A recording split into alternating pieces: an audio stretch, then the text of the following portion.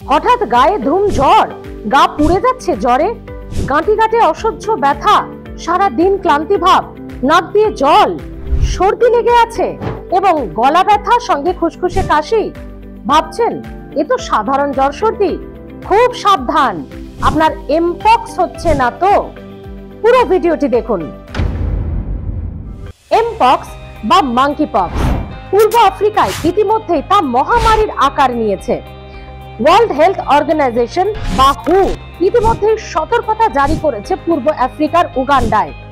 ইতিমধ্যেই জানা যাচ্ছে 31 জনের মৃত্যু হয়েছে এমপক্সে এবং 4,500-এরও বেশি মানুষ আক্রান্ত হয়েছেন এমপক্সে।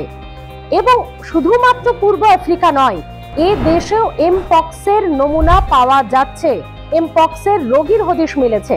গত বছর এবং এবছর মিলিয়ে এখনো 30 জনেরও বেশি এমপক্স বা মাঙ্কি পক্সে আক্রান্ত হওয়ার খবর পাওয়া যাচ্ছে।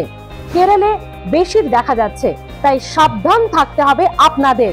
কি কি উপসর্গ, কি কি লক্ষণ দেখে সাবধান হবেন, কি করবেন কি করবেন না জেনে নিন। সারা শরীরে ক্লান্তি ভাব, গোটা গায়ে অসহ্য যন্ত্রণা, গলা ব্যথা, নাক দিয়ে অনবরত জল, কাশি লেগে থাকা, সর্দি লেগে থাকা, 6-7 দিন হয়ে যাওয়ার পর গায়ে গুটি গুটি ঘামাচির মতো বেরোবে, রীতিমতো 3-4 দিনেই তা ফোস্কার আকার নেবে। সেই ফোস্কা একটা দুটো হওয়া থেকে গোটা গায়ে ছড়িয়ে পড়বে। এগুলোই হলো এমপক্স বা মাঙ্কি পক্সের প্রধান উপসর্গ বা লক্ষণ। এগুলো হলে খুব তাড়াতাড়ি সাবধান হতে হবে আপনাকে।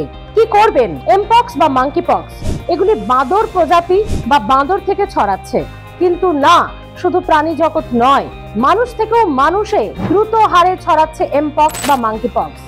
কি করবেন? যে এলাকায় মাঙ্কি পক্স বা এমপক্স হচ্ছে সেই এলাকা যাওয়া ছেড়ে দিন বা এড়িয়ে চলুন।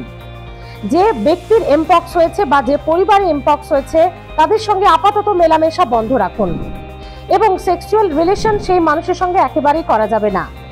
হাঁচি, কাশি, কফ, থুতু, নিঃশ্বাস প্রশ্বাস অর্থাৎ এতটা কাছাকাছি সেই মানুষের বা সেই আক্রান্ত রোগীর থাকা যাবে না যার থেকে আপনার শরীরেও এমপক্স ছড়াতে পারে। এবং যদি সেই এলাকায় যেতেই হয় মাস্ক পরবেন।